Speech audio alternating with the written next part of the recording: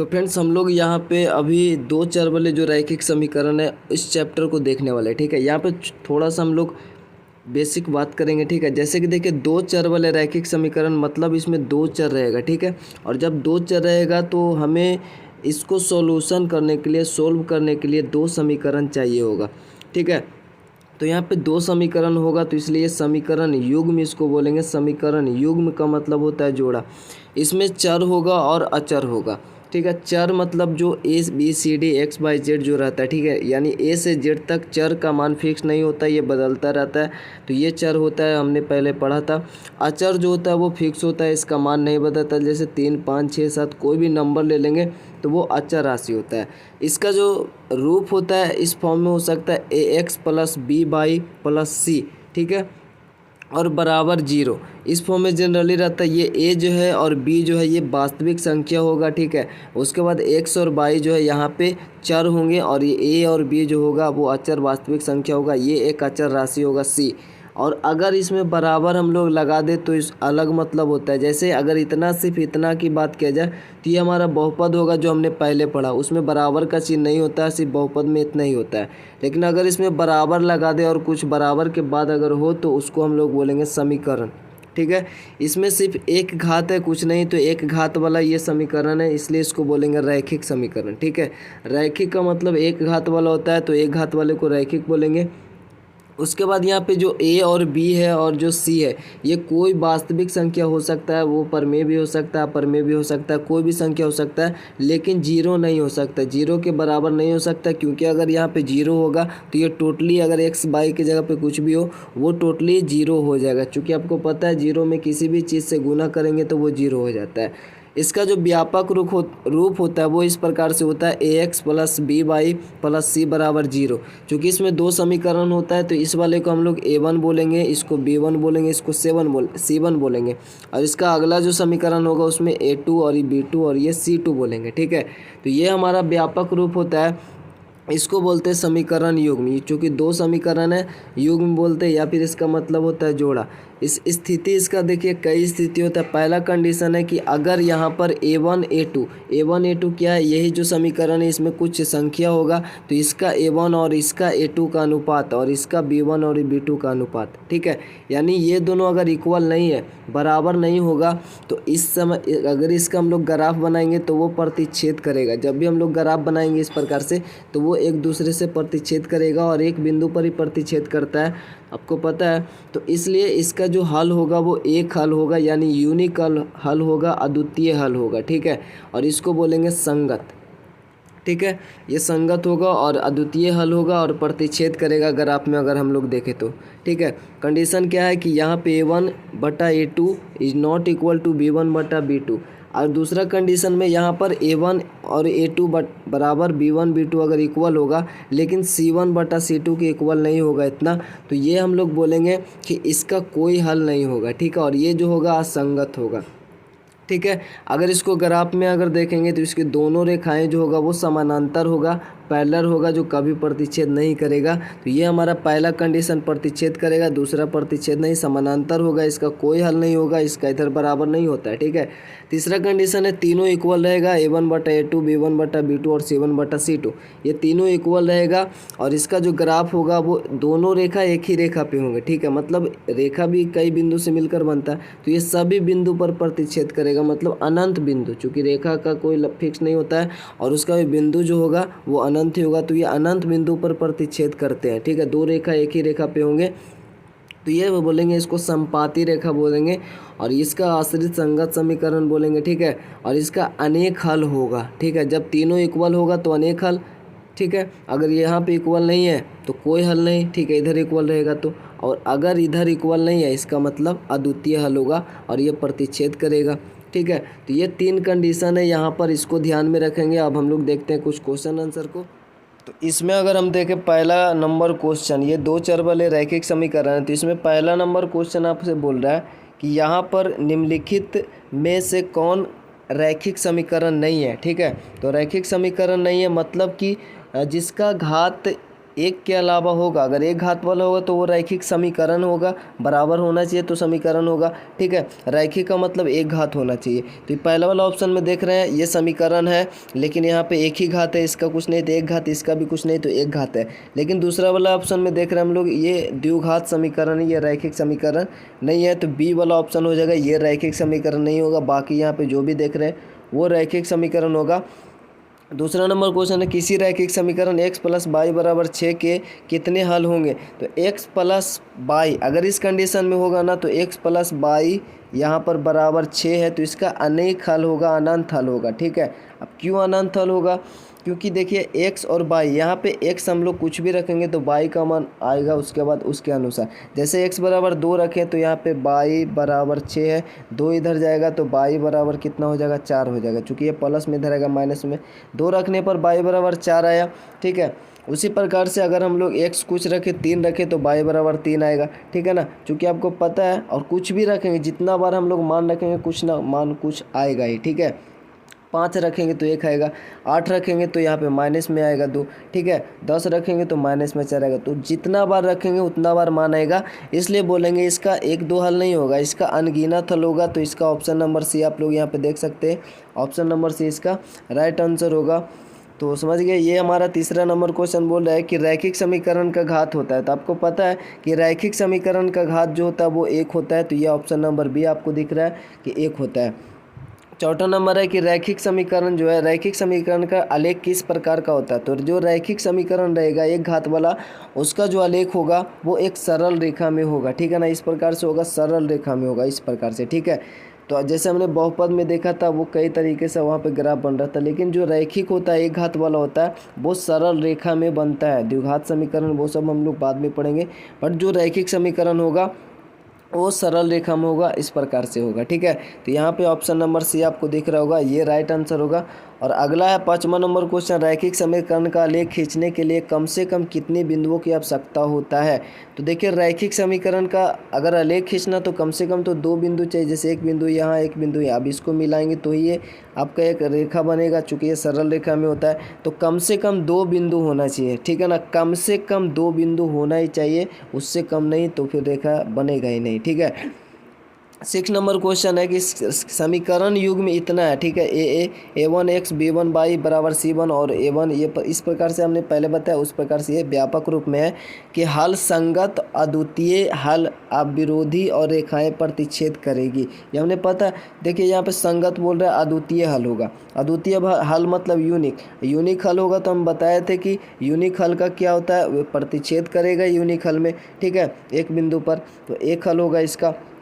तो ये क्या कंडीशन था, a1/a2 is not equal to b1/b2, ठीक है, यही कंडीशन था। और ये ऑप्शन आपको दिख रहा होगा, यहाँ पे देख सकते हैं कि सी वाला ऑप्शन है वो वही है। तो ये हमारा द्वितीय हल होगा, ठीक है ना। तो ये हमारा ऑप्शन हो जाएगा, सिंपल। और 7 नंबर क्वेश्चन है रैखिक समीकरण युग्म, ये भी व्यापक रूप में है और बोल रहा है कि हल संगत आश्रित अपरिमित रूप से अनेक हल है। अब और रेखाएं संपाती हो गए इसमें, अगर अनेक हल है तो अनेक हल का कंडीशन क्या था, a1/a2, ठीक है, बराबर b1/b2, ठीक है। और अनंत हल होगा तो सभी बराबर होंगे c1/c2, क्योंकि एक रेखा जो होगा वो संपाती होगा और इसका तीनों बराबर होगा, ठीक है। तो यही बोल रहा है कि हल संगत आश्रित होगा, समीकरण अपरिमित रूप से अनेक हल और रेखाएं संपाती होगी, तो इसका हो जाएगा आपका option number A. Option number A आपको दिख रहा होगा, यहाँ पे तीनों बराबर होगा, ठीक है। अगर यहाँ पे बराबर नहीं होता, ठीक है, तो ये अद्वितीय हल होता। अगर यहाँ पे बराबर नहीं रहता है तो कोई हल नहीं होता, तीनों बराबर है तो अनेक हल होता है, अनंत हल होता है, ठीक है। 7वां नंबर हो गया। अब 8वां नंबर क्वेश्चन देख लेते हैं। तो यहाँ पे बोला रैखिक समीकरण युग्म में इसी प्रकार से आपका दिया हुआ समीकरण, दोनों समीकरण और इसके हल जो है वो असंगत विरोधी कोई हल नहीं और ये रेखाएं समानांतर होंगी, तो कोई हल नहीं। और इसका लास्ट में जो होता है वो बराबर नहीं होगा, बस a1/a2 है बराबर होगा b1/b2 का, लेकिन is not equal to c1/c2, यही बताया था, ठीक है। तो इसका मतलब इसका कोई हल नहीं है और इसका जो ग्राफ में अगर देखेंगे तो इसका समानांतर होगा, पैरेलल होगा, यानी कहीं भी प्रतिच्छेद नहीं करेगा, ठीक है। तो इसका बोला कोई हल नहीं है, इसका मतलब यहाँ पे ये वाला बराबर नहीं है, यही वाला होगा ऑप्शन नंबर बी, ठीक है। उसके बाद अगर हम लोग 9 नंबर क्वेश्चन देखें तो यहाँ पे बोला रैखिक समीकरण युग्म में इतना है और ये हमारा इतना है, तो हल है। अब इसको देखिए, इसका देख लीजिए पूरा A1 B1 जो C1 है, और इसका देख लीजिए C2 B2 जो है A2, और देख के बताना है कि क्या होगा, संगत है संगत है। तो देखिए इसमें अगर इस समीकरण में देखें तो A1 कितना है, 2 है, ठीक है 2, और इसमें देखें तो उसके बाद A2 कितना है, इसमें 4 है, तो 4 है, ठीक है बराबर। उसके बाद यहाँ पे 3 है, -3 ले लेते हैं, -3 है, और उसके बाद यहाँ पे -6 है, ठीक है B2। अब इसको काटे तो 2 दूनी 4 आता है, और इसका काटे तो ये 3 दूनी 6 आता है, यानी 1/2 इधर भी 1/2 इधर भी। लेकिन C वाला को देखते हैं तो C में हमारा क्या, इधर 8 है C1, और C2 कितना है, बराबर में 9 है, ठीक है। तो ये 8 और 9 है, ये अलग अलग है, ये बराबर नहीं होगा, ठीक है। बाकी ये दोनों बराबर 1/2 1/2, लेकिन ये बराबर नहीं है और इधर बराबर नहीं होगा, मतलब इसका कोई हल नहीं होगा। कोई हल नहीं होगा मतलब ये असंगत होगा, ठीक है। अद्वितीय हल संगत होता है, ये वाला संगत होता है। बीच वाला जो होता है हमारा, जिसमें कि संपाती होता है, अनेक हल होता है, तो वो आश्रित संगत होता है, ठीक है। तो ये हमारा हो जाएगा असंगत, चूँकि हमने देखा इसका अनेक हल होगा, यह असंगत हो जाएगा 9 नंबर, ठीक है। तो इसमें देख लीजिएगा बढ़िया से, यहाँ पे लास्ट वाला C1 जो C2 है इक्वल नहीं है, इसलिए हमारा इसमें अनेक कोई हल नहीं होगा और ये हमारा असंगत होगा। 10 नंबर क्वेश्चन है, रैखिक समीकरण युग्म इतना इतना है, वही सेम जैसा हमने अभी बनाया वैसे ही है। इसमें भी उसी प्रकार से देखना, संगत है असंगत है आश्रित है क्या है। तो यहाँ पे देखिए इसमें 4/3 है A1, और बट्टा में इस समीकरण में x के साथ देखें तो 2 है, यानी A2 हो गया 2 है, और ये बराबर होना चाहिए किसका, तो यहाँ पे जो हमारा B1 है वो 2 है, बाई के साथ है, ये बाई के साथ 3 है, फिर बराबर में C1, तो C1 8 है इधर, और इधर 12 है। समीकरण हम देख सकते हैं यहाँ पे। उसके बाद अगर देखिए इधर 1 रखे, इस भागा में इधर गुना में करेंगे तो 1 ऊपर जाएगा और 2 नीचे आएगा 3 के साथ में, ठीक है। यानी इस प्रकार से आएगा 4 और बट्टा में 3 × 2, ये नीचे आ जाएगा, और बराबर में यहाँ पे 2/3 है। इसको काटेंगे 2 दूनी 4, तो ये भी 2/3 हो जाएगा, ये भी 2/3 है। लेकिन 8/12 जो है बराबर नहीं होगा, क्योंकि ये 2/3 आएगा क्या, देखते हैं 2 चौ 8 है और 4 तिया 3 चौ 12, यानी ये भी 2/3 आया, ये भी 2/3 है, ये भी 2/3 है। इसका मतलब तीनों इक्वल है। अब जब तीनों इक्वल है तो ये आश्रित होगा, वैसे तो आश्रित होगा या संगत इसको होगा, यही वाला संगत ही होता है ये भी, ठीक है ना। आश्रित मतलब संगत ही होता है। वैसे ऑप्शन के अकॉर्डिंग इसको देखें तो यहाँ पे शुरू वाला लास्ट वाला ठीक है, बीच वाला है, इसलिए इसको संगत ही मारेंगे, ठीक है, या फिर आश्रित, इसको आप देख लीजिएगा, आश्रित संगत होता है वैसे बीच वाले, ठीक है। 11 नंबर क्वेश्चन है, रैखिक समीकरण युग्म में इतना है, और यहाँ पे बोल रहा है क्या, एक समीकरण ये है और एक समीकरण ये, 2 समीकरण है। इसमें एक अद्वितीय हल होगा, कोई हल नहीं होगा, अनगिनत हल होगा। तो इसका देख लेते हैं कि A1 B1 जो रिलेशन है इसका अनुपातिक वो कैसा है, उसके अनुसार हम लोग बोलेंगे। इसमें देखिए A1 कितना है, 4 है, पहला समीकरण में x के साथ 4 है, दूसरे समीकरण में x के साथ 3 है, फिर बराबर में बाई के साथ -5 है, और उसमें बाई के साथ कितना है, प्लस में 5 है, ठीक है। फिर C में देखें तो यहाँ 20 है, और इधर देखें तो 15 है। अब इधर 4/3 छोटा नहीं होगा, ये 5 और 5 है, तो ये दोनों इक्वल है ही नहीं, क्योंकि ये 5 और 5 है, माइनस में 1 आ जाएगा। बाकी इसका देखें तो 4 × 5 = 20 और 3 × 5 = 15 आ जाता है। तो ये हमारा जो है ना, ये एक्चुअली अगर इधर ही वाला ही देखें ना कि ये बराबर तो है ही नहीं, ठीक है, ये बराबर नहीं है। इसका मतलब कि A1/A2 B1/B2 के बराबर नहीं है, और शुरू वाला बराबर नहीं होता है, तो ये एक अद्वितीय हल होगा, एक हल होगा इसका, ठीक है।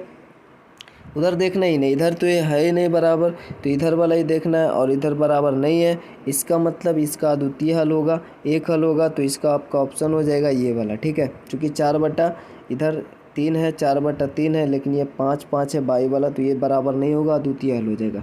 उसके बाद आगे देखें 12 नंबर क्वेश्चन को, तो रैखिक समीकरण युग्म x + 2y - 4, ये 2 समीकरण आपका दिया हुआ है। इसमें भी वही वाला बात है, आपको उसी प्रकार से बनाना है। तो इसमें देखिए x के साथ कुछ नहीं तो 1 है, इसके देखिए x के साथ कुछ नहीं तो 2 है, बराबर बाई के साथ इधर 2 है, और इधर बाई के साथ देखें तो 4 है, ठीक है। फिर बराबर में इधर 0 है और ये 12 है। अब पहले वाले देखते हैं, 2 दूनी 4, ठीक है, ये तो बराबर हो गया, लेकिन ये 0 हो गया, लेकिन इधर बराबर नहीं होगा। ठीक है, ये 1/2 है और ये भी 1/2 है, लेकिन इधर देख रहे हैं C1 ये C2 का इक्वल नहीं होगा। और वैसा इसका जो हमने पढ़ा था कि इसका कोई हल नहीं होगा। ठीक है, जब ऐसा कंडीशन हो तो इसका कोई हल नहीं होगा, चूँकि ये बराबर है, लास्ट वाला C1 C2 बराबर नहीं है, इसका मतलब इसका कोई हल नहीं होगा। तो कोई हल नहीं होगा। ठीक है, तो यहाँ पे ऑप्शन नंबर बी हो जाएगा, इसका कोई हल नहीं है। उसके बाद आगे देखें क्वेश्चन 13 नंबर। तो रैखिक समीकरण युग इतना है 2x + ky बराबर 3 x - h y बराबर 2 के हल x बराबर दिया हुआ है, y बराबर दिया हुआ है, तो h और k का मान निकालना है। तो पहले सिंपल सा मान दिया हुआ वही रख देंगे। ठीक है, मान को पुट करेंगे, वहाँ से वैल्यू आ जाएगा। अब देखिए 2x है, 2 और x की जगह पे कितना रखेंगे, 1 रखेंगे, फिर प्लस है k है, बाई की जगह पर कितना है, 3 है, तो ये 3 हो जाएगा यहाँ पे। ठीक है, इनटू में। उसके बाद बराबर में कितना है, 3 है, तो बराबर में 3। यहाँ से के का वैल्यू आ जाएगा। यहाँ पे देखिए 2 × 1 2 ही रहेगा, और ये 2 प्लस में इधर जाएगा तो माइनस में हो जाएगा। तो के बराबर हम लोग देखिए डायरेक्टली यहाँ पे 3 में से ये इधर आएगा, 3 में से 2 घटेगा, चूँकि ये इधर आ जाएगा। ठीक है ना, माइनस होगा 3 में से 2, आपको पता ही है, सब पढ़े ही होंगे। तो 3 में से 2 जाएगा, 1 बचेगा, और ये के जो है ना, के के साथ में ये गुना में 3 इधर आएगा तो भागा में, यानी के का जो वैल्यू है वो 1/3 आएगा। ठीक है, ये तो कंफर्म है, के का वैल्यू 1/3 आएगा, आपको ध्यान में रखना है। फिर दूसरे समीकरण में मान रखेंगे, तो दूसरा समीकरण है x माइनस, यानी x का वैल्यू कितना, 1 माइनस, फिर है h/, तो h/h और गुना बाई कितना है, 3 है। उसके बाद बराबर में कितना है, 2 ही है। ठीक है, 2 है, तो इधर देखिए ये जो हमारा 1 है ये प्लस में है, इधर जाएगा तो माइनस में हो जाएगा। तो माइनस में h × 3 बराबर 2 में से 1 को घटाएंगे तो कितना बचेगा, 1 ही बचेगा। अब ये 3 देखिए इधर इनटू में इधर आएगा तो डिवाइड में हो जाएगा, यानी कि -h बराबर, यानी -3 को ही ले जाते हैं, h इधर थोड़ी है, माइनस में 3 रहेगा ना, तो -3 उधर जाएगा, तो यहाँ पे 1 था, अब 3 आया, तो ये माइनस में 1/3 आ जाएगा, h बराबर। ठीक है, ऐसा डायरेक्ट कर देते, माइनस को इधर कर देते, वैसे कॉमन भी लेंगे तो यही बात है। तो ये हमारा हो गया 1/3 और -1/3। सबसे पहले h का वैल्यू पूछ रहा है, h का वैल्यू -1/3, ये देखें, और k का 1/3 आया था, ये था हमारा। ठीक है, फिर 14 नंबर क्वेश्चन है, यदि a बराबर इतना और ये बिलोंग करता है इतना a से x/y, ठीक है, मतलब इतना से, तो तब x + y बराबर 6 के हल समुच्चय होंगे। तो यहाँ पे देखिए इसका अनुसार 1 2 3 4 में इसे आपको चुनना है। वैसे x + y 6 का अगर इसको खाली देखें तो अनगिनत हल होगा, लेकिन इसके अनुसार यहाँ पे 1 2 3 4 5 जो दिया हुआ है, तो इसमें देखते हैं कौन कौन सा मिलाने पर 6 बनता है। तो अगर ये x है + y है बराबर 6 है, तो उसके अनुसार यहाँ पे 2 है, तो पहले अगर हम लोग 2 रखेंगे तो इधर 4 रखना पड़ेगा, तो एक तो ये बनता है 2 4 6। उसके बाद यहाँ पर 2 4 6 हो गया। उसके बाद x का वैल्यू हो सकता है यहाँ पे 4 हो, और y का वैल्यू 2 हो, तो भी 4 2 6 हो जाता है। उसके बाद हमारे पास और कौन कौन सा जोड़ने पर 6 आ सकता है, 3 और 3 हो सकता है, x का वैल्यू भी 3 हो और y का वैल्यू भी 3 हो, तो भी 3 3 6 हो जाएगा। तो ये 3 कंडीशन हमारा था, 2 4 4 2 और 3 3। ठीक है, तो ये हमारा ऑप्शन नंबर देखिए, ये जो सी है 2 4 3 3 4 2, ये हमारा हो जाएगा सी वाला। ठीक है, तो ये 15 नंबर क्वेश्चन देख लेते हैं, रैखिक समीकरण युग्म इतना और इतना है तो निकाय है। तो ये ऑप्शन आपको दिख रहा होगा, इधर कोई हल नहीं है, द्वितीय हल ये सब है, तो इसको भी उसी प्रकार से देखेंगे करके। तो सबसे पहले यहाँ पे देखिए x के साथ में इधर 2 है, यानी a1 है, और बटा में इसके साथ x में 4 है, और बराबर देखते हैं b1 कितना है, 3 है, यानी y के साथ में 3 है, और उसके बाद y के साथ इधर 6 है। तो यहाँ पे देखिए 2 दूनी 4 और 3 दूनी 6, यानी 1/2, ये तो बराबर है। आगे देखते हैं तो C1 देखते हैं, हमारे पास इधर 5 है बराबर में, देख रहे समीकरण में, और ये हमारा इधर 9 है, 9। अब ये इक्वल नहीं है, इक्वल नहीं है, इसका मतलब इसका क्या होगा, कोई हल नहीं होगा। ठीक है, इधर तीनों इक्वल रहता है, इसका मतलब अनंत हल। यहाँ पे लास्ट में इक्वल नहीं है, तो इसका कोई हल नहीं होगा। तो ऊपर वाला ऑप्शन देखें, तो ये हमारा हो जाएगा ए वाला ऑप्शन, कोई हल नहीं है, ए ऑप्शन हो जाएगा। ठीक है, कोई हल नहीं है।